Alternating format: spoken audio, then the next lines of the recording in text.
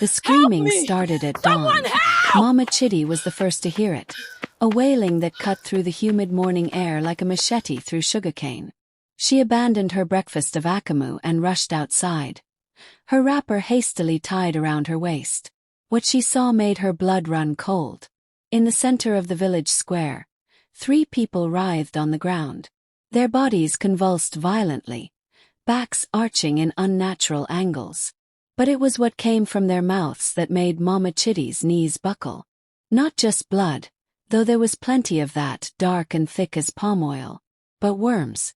Fat, white maggots that wriggled and twisted as they spilled from between lips blue with agony.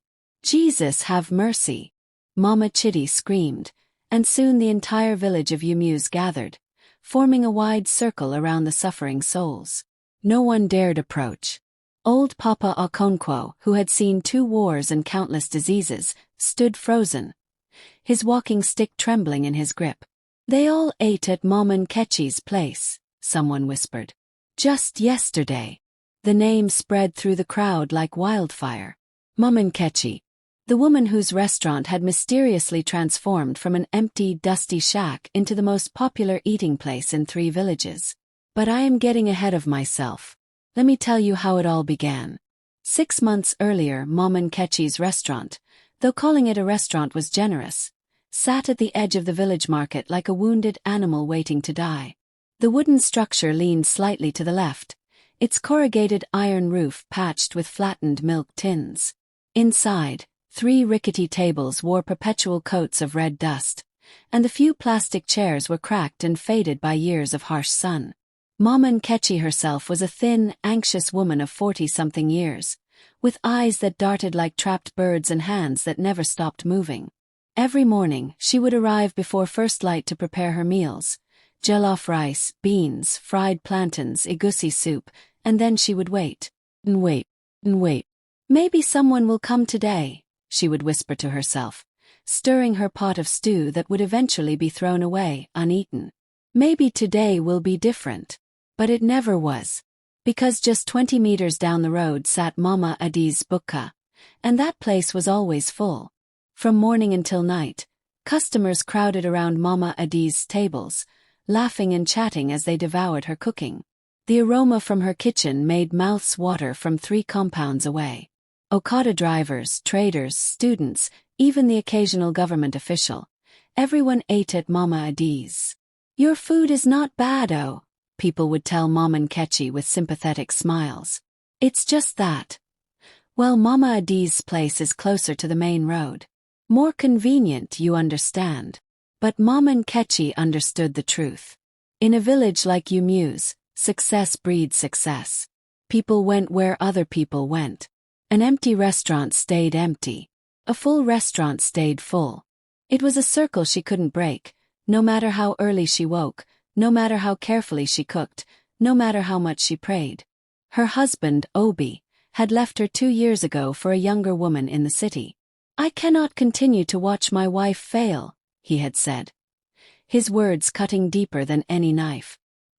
He stopped sending money for their 3 children, Adana, 15, Chisholm, 12, and little Emeka, only 8. The children grew thinner. Their school fees went unpaid. Adana's uniform became so worn that other students mocked her. At night, Mama Nkechi would lie awake on her thin mat, listening to her children's stomachs growl, and she would taste something bitter at the back of her throat.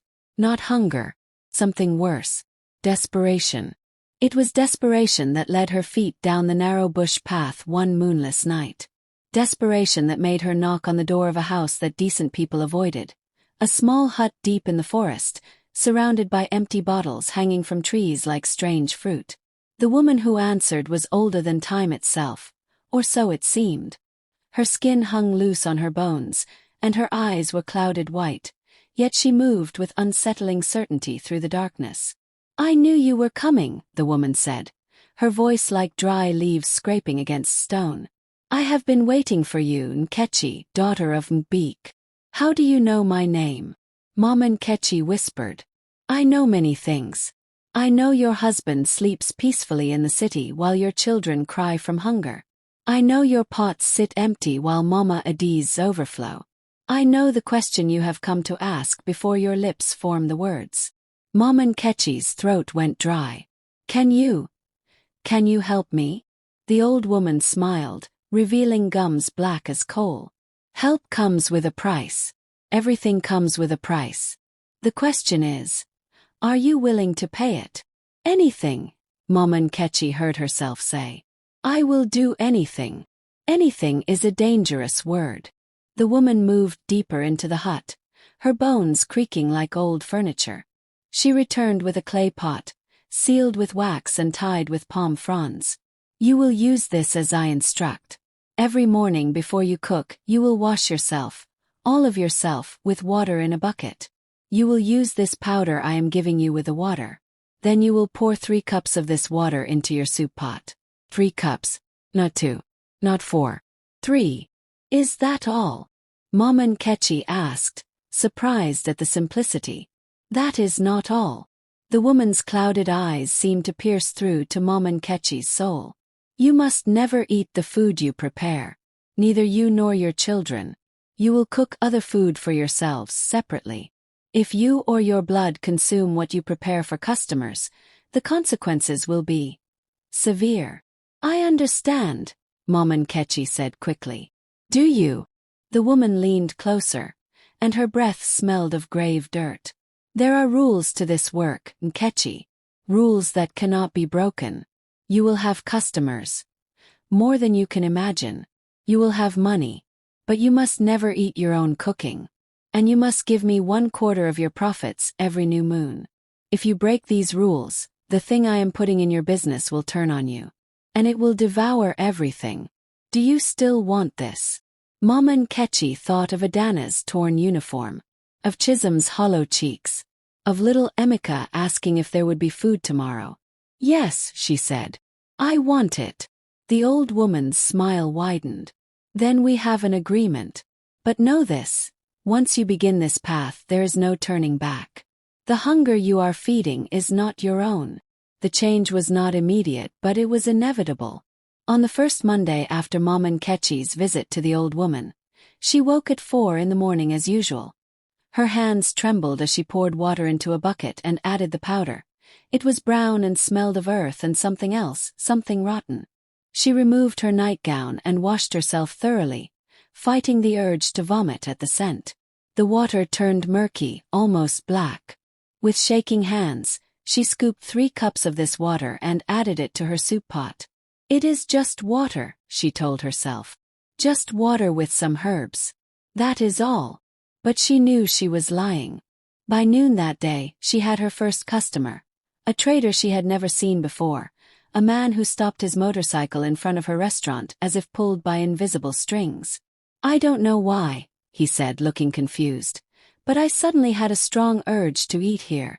What do you have? By evening 5 more people had come. Then 10 the next day. Then 20. Within 2 weeks, there was a line outside Mama Nkechi's restaurant. Her food is different, people said. There is something about it, you eat and immediately you want more. It satisfies you like nothing else. Have you noticed? Others whispered. After you eat Mama Nkechi's food, you dream of it. You wake up craving it. I ate there 3 days ago, and I have thought of nothing else since. Mama Adiz watched her own customers dwindle with growing alarm. What is this woman doing? She demanded of anyone who would listen.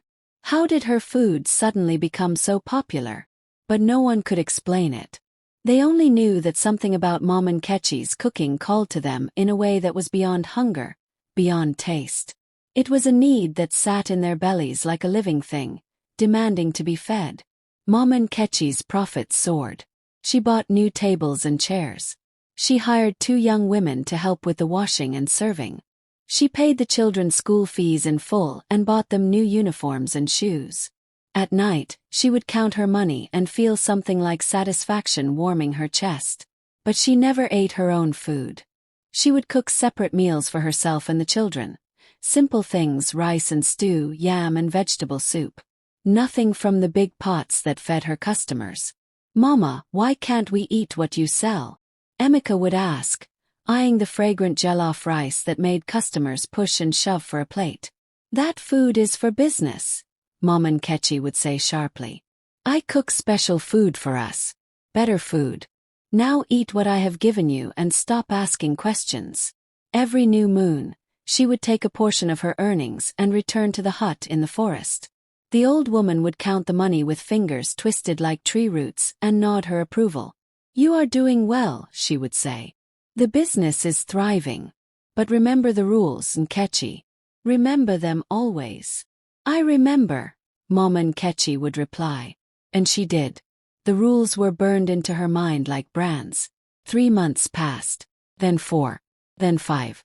Mama Nkechi's restaurant was now the talk of not just Umueze, but the surrounding villages. People traveled from hours away just to eat her food. Some customers came every single day, unable to stay away. There were whispers, strange, uncomfortable whispers, about the nature of the craving her food inspired. "It is like a drug," one man confessed to his friend. "I know I should stop spending so much money there. My family is suffering, but I cannot help myself. I must eat there." "I have the same problem," his friend admitted, shame coloring his voice.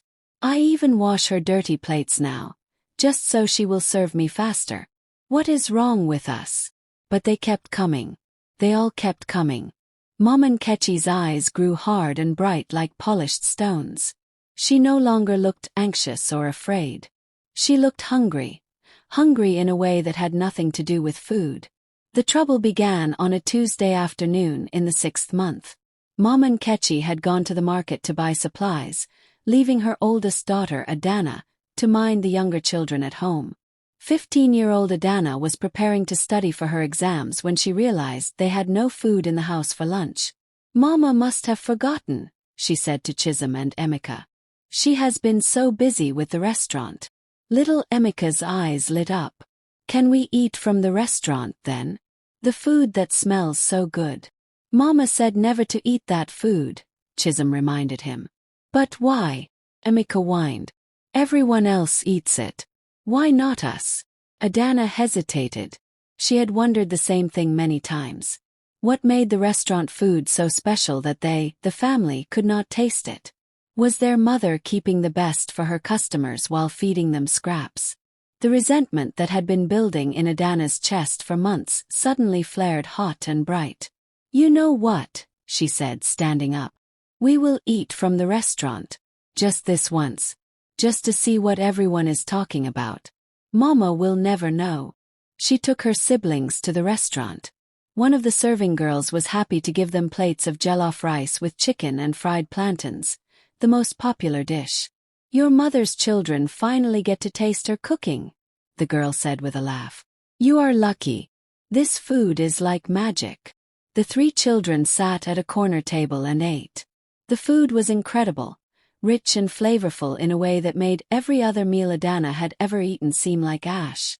It coated her tongue with something warm and satisfying, and she ate until her plate was empty, then licked her fingers clean.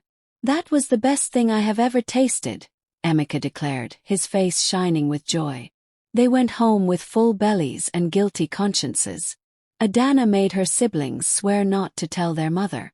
"What she does not know cannot hurt her," Adana said, trying to silence the small voice of worry in her mind. But by evening, when their mother returned, Adana began to feel strange. Her stomach cramped, not gently but violently, as if something inside her was trying to claw its way out. She ran to the toilet and vomited, but nothing came up except thin, yellowish liquid. "I must have eaten too much," she told herself, wiping her mouth with shaking hands. By the time Mama Nkechi served them dinner, plain white rice and beans, Adana could not eat. The cramping had intensified, and she felt feverish, her skin hot and tight. "What is wrong with you?" Mama Nkechi asked, pressing a hand to her daughter's forehead. "Nothing, Mama. Just a stomach ache. It will pass." But it did not pass. That night, Adana woke screaming. Mama Nkechi rushed to her daughter's bedside and froze in horror. Adana was convulsing, her body jerking like a fish on land. And from her mouth came not just vomit, but blood, Dark, thick blood mixed with something white and writhing. Maggot. Living maggots. What is happening? Chisholm screamed, backing away from her sister. Mama Nkechi's mind raced, and then she understood. Cold terror gripped her heart. Adana, she whispered, grabbing her daughter's shoulders. Did you eat the restaurant food? Tell me. Through her agony, Adana managed to nod. Mama Nkechi let out a sound that was not quite human, a wail of despair and horror. She scooped her daughter into her arms and ran through the dark village streets toward the health clinic, Adana's blood soaking into her wrapper. The nurse on duty, Sister Blessing, took one look at the girl and knew this was beyond her capabilities. We must take her to the hospital in town, she said urgently. This is serious. This is. She looked at the maggots writhing in the bowl.